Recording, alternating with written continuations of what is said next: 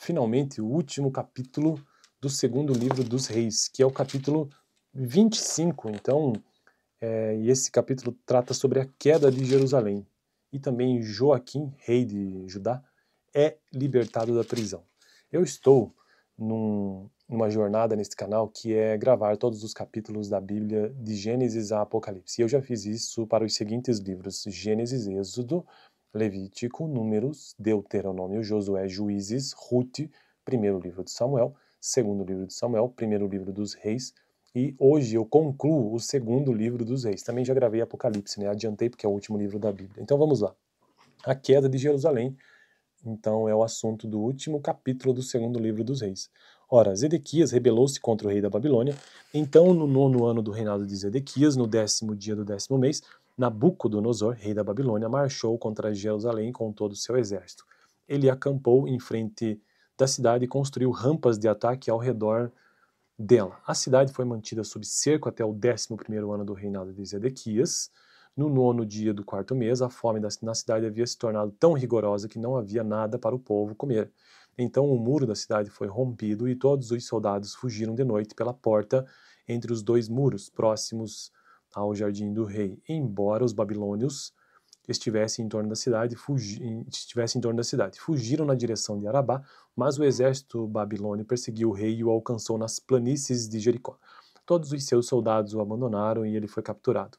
Foi levado ao rei da Babilônia em Ribla, onde pronunciaram a sentença contra ele. Executaram os filhos de Zedequias na sua frente, furaram os seus olhos, prenderam-no com algemas de bronze e o levaram para a Babilônia. No 7º dia do 5º mês, no 19º ano do reinado de Nabucodonosor, rei da Babilônia, Nabuzaradã, comandante da guarda imperial, conselheiro do rei da Babilônia, foi a Jerusalém. Incendiou o templo do Senhor, o palácio real, todas as casas de Jerusalém e todos os edifícios importantes. Todo o exército babilônio que acompanhava Nabuzaradã derrubou os muros de Jerusalém. Todo o exército babilônio que acompanhava Nabuzaradã derrubou os muros de Jerusalém. Ok. E ele levou para o exílio o povo que sobrou na cidade, os que passaram para o lado do rei da Babilônia e o restante da população. Mas o comandante deixou para trás alguns dos mais pobres do país, para trabalharem nas vinhas e nos campos. Os babilônios destruíram as colunas... Deixa eu ajeitar meu celular aqui, porque senão fica... Os babilônios destruíram as colunas de bronze, os suportes e os tanques de bronze que estavam no templo do Senhor e levaram o bronze para a Babilônia. Também levaram as panelas, as pás, os cortadores de pavio, as vasilhas e todos os utensílios de bronze utilizados no serviço do templo. O comandante da guarda imperial levou os incensários e as bacias de aspersão, tudo que era feito de ouro puro ou de prata. As duas colunas, o tanque e os suportes que Salomão fizera para o templo do Senhor eram mais do que podia ser pesado.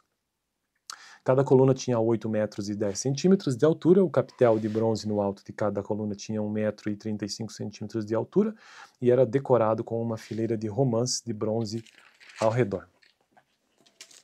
O comandante da guarda levou como prisioneiro o sumo sacerdote Seraías, Sofonias, o segundo sacerdote, e os 3 guardas da porta. Sofonias? Dos que ainda estavam na cidade, vou até sublinhar isso aqui, Sofonias. Dos que ainda estavam na cidade, ele levou o oficial responsável pelos homens de combate e 5 conselheiros reais. Também levou o secretário principal, líder responsável pelo alistamento militar no país, e 60 homens do povo. O comandante Nabuzaradã levou todos os reis da Babilônia em Ribla. Lá em Ribla, na terra de Amate, o rei mandou executá-los. Assim Judá foi para o exílio, para longe da sua terra. Nabucodonosor, rei da Babilônia, nomeou Gedalias, filho de Aicã e neto de Safã, como governador do povo que havia... Eu vou ter que... Peraí. Não. Eu disse que eu ia ter que espirrar porque tá me incomodando isso aqui. Como eu não edito os vídeos, né? Nabucodonosor, mas passou. Rei da Babilônia, nomeou Gedalias, filho de Aicã e neto de Safã, como governador do povo que havia sido deixado em Judá, os mais pobres.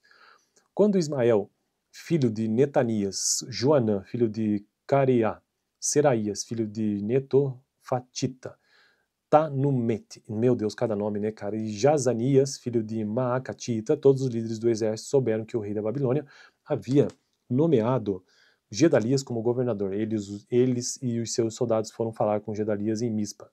Gedalias fez um juramento a esses líderes e a seus soldados, dizendo: não tenham medo dos oficiais babilônios. Estabeleçam-se nesta terra e sirvam o rei da Babilônia, e tudo lhes irá bem.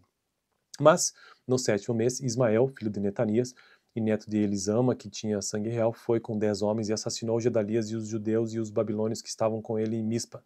Então todo o povo, desde as crianças até os velhos, inclusive os líderes do exército, fugiram para o Egito com medo dos babilônios.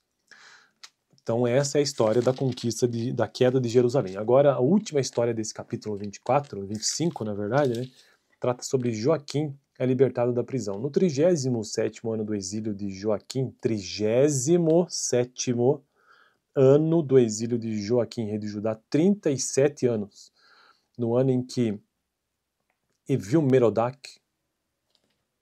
rei da Babilônia, né, se tornou rei da Babilônia, ele tirou Joaquim da prisão. No 27º dia do 12º mês, ele o tratou com bondade e deu-lhe um lugar mais honrado entre os outros reis que estavam com ele na Babilônia.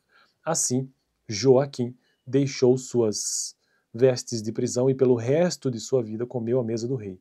E diariamente, enquanto viveu, Joaquim recebeu uma pensão do rei. Olha só, uma pensão do Estado, aí que não existia esse conceito de Estado, mas é isso, né?